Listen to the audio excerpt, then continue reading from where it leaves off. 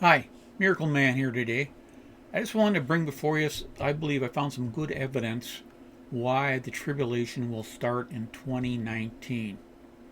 So I just want to go over with that today, and you can just see what you believe. It's not going to take very long. But I just want to show one verse here, which I'm kind of basing this off of, and in Daniel chapter 9. Many of you may be familiar with it, the 70 weeks vision that Daniel had with the angel, and he told him when Jesus would come the first time. And I believe this is a dual prophecy where it's going to show that when Jesus is going to come the second time also.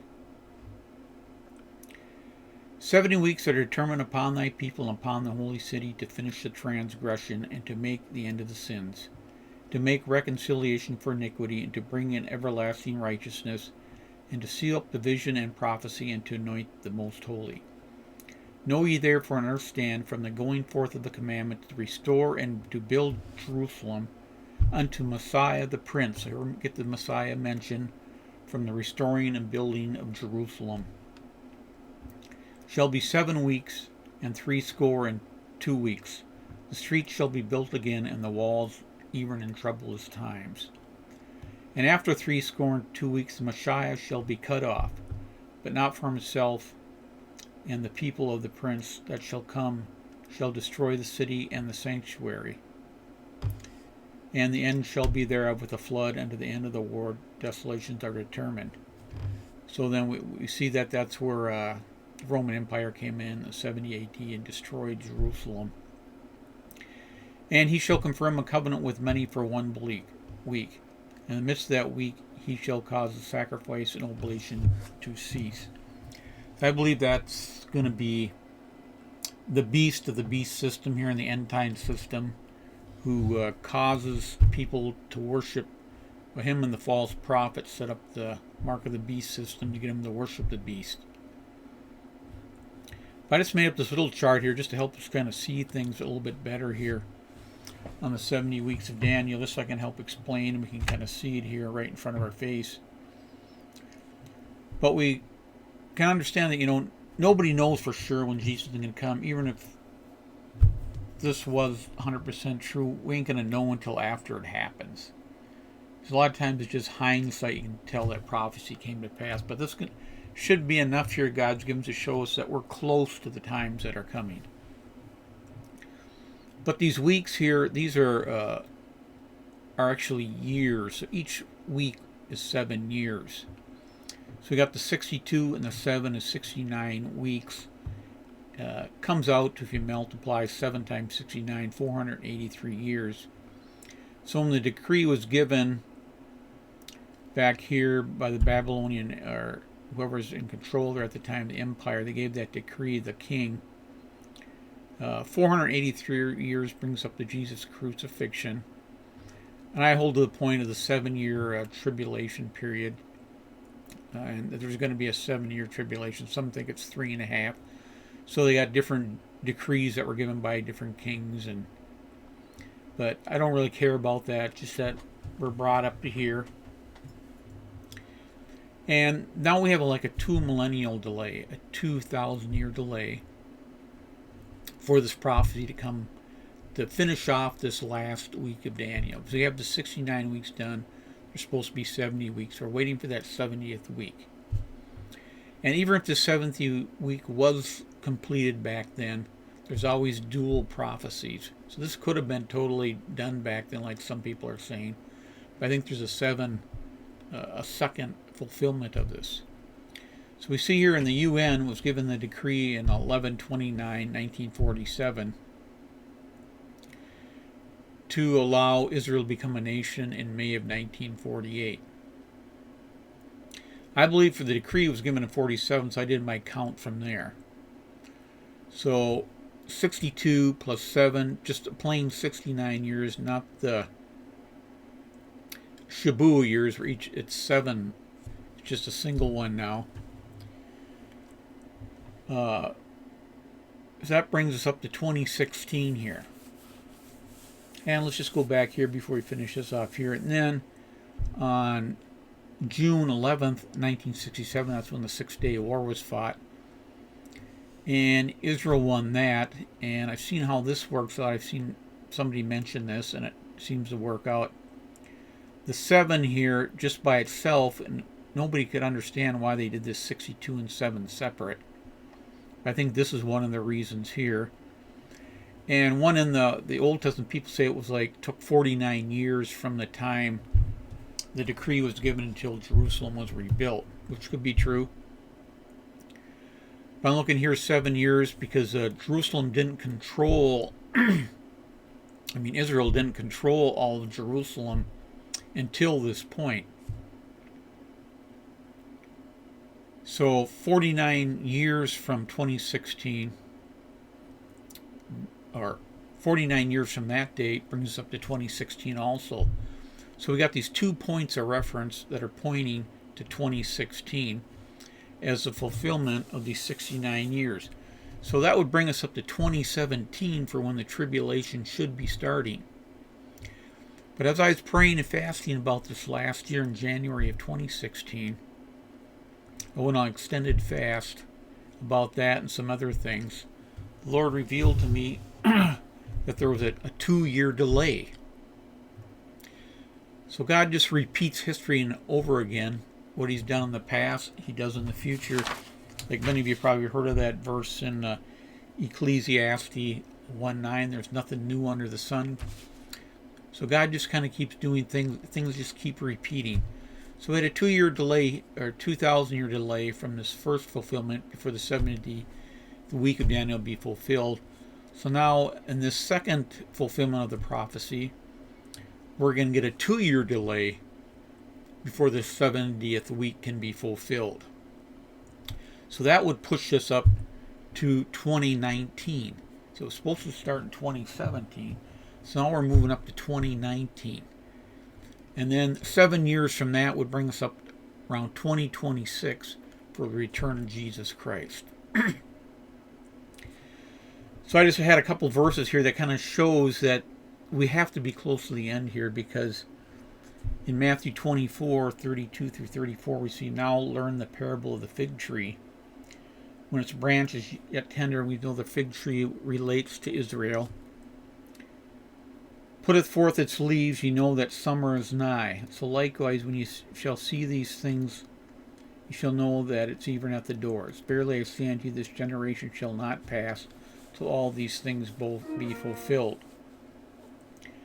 So we see here, Israel put forth its leaves here again in 1947.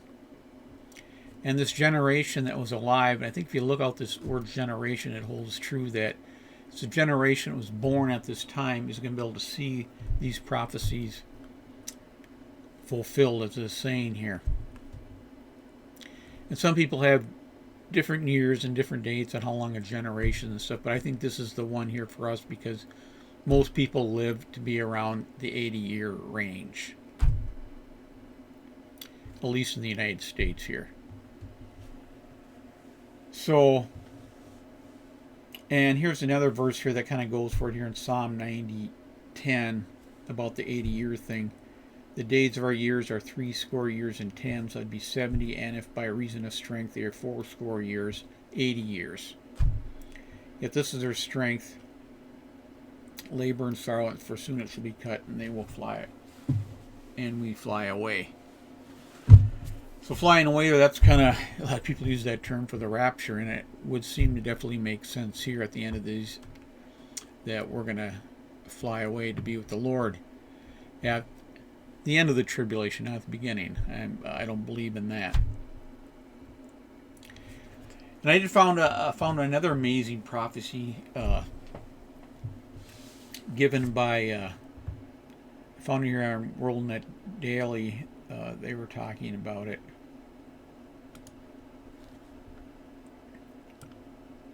WorldNet Daily here, they had the one here on 12th century Rabbi predicted Israel's future, and this is very interesting here. And just to recap what they're saying here for you, these astonishing predictions. This guy lived in the 12th century, and he predicted what was happening today. And it lines up exactly what I'm saying here. But to recap these astonishing predictions, in AD 1217, the scholarly and pious rabbi prophesied that the Ottoman Turks would rule over the holy city of Jerusalem for 8 jubilees. So Jubilee is this 50-year period. Maybe some of you have heard of that. Now keep in mind that he made these predictions 300 years before the Ottoman Turks seized control of Jerusalem. So 300 years before that. So he was dead when this happened in 1517. Indeed, 1217 and 1517 were Jubilee years as Judah ben Samuel believed. Then his prophecy was exactly right, because exactly 400 years after the Turks took control of Jerusalem, they were driven out of the city in the Holy Land. And in 1917, by armed Allied forces under the command of General George Albany on Hanukkah, by the way. So here we see, bringing us all up to 1917, and this guy predicted it from back in the 1200s. The rabbi also prophesied that during the 9th Jubilee, Jerusalem would become a no man's land. This is exactly what happened from 1917 to 1967. I talked about the 6-Day War there. So this is a major date here, the 6-Day War, due to the fact that the Holy Land was placed under British mandate in 1917 by the League of Nations and literally belonged to no nation. Even after Israel's War of Independence in 1948-1949, Jerusalem was still divided by a strip of land running right through the heart of the city, with Jordan controlling the eastern part of the city and Israel controlling the western part of the city. That strip of land was considered and even called no man's land by both Israelis and the Jordanians. So that's pretty amazing. It was not until the 6-Day War in 1967, when the entire west bank of the Holy Land was conquered by the Israel army, that the whole city of Jerusalem passed back into possession of Israel. So once again, prophecy was made by the rabbi 750 years previously was fulfilled to the letter. Now that's got to be pretty amazing. Now here's one more part here. It certainly would be significant if both 1917 and 1967 were Jubilee years, considering the significance of what happened in Jerusalem on those years. But it gets even more interesting because Judah ben Samuel also prophesied that during the 10th Jubilee, Jerusalem would be under the control of the Jews and Masonic end times would begin. If he is right, the 10th Jubilee began in 1967 and will be concluded in 2017. So we can see that coming to pass in 2017, and it is to pass. This is this year now. I'm thinking last year still.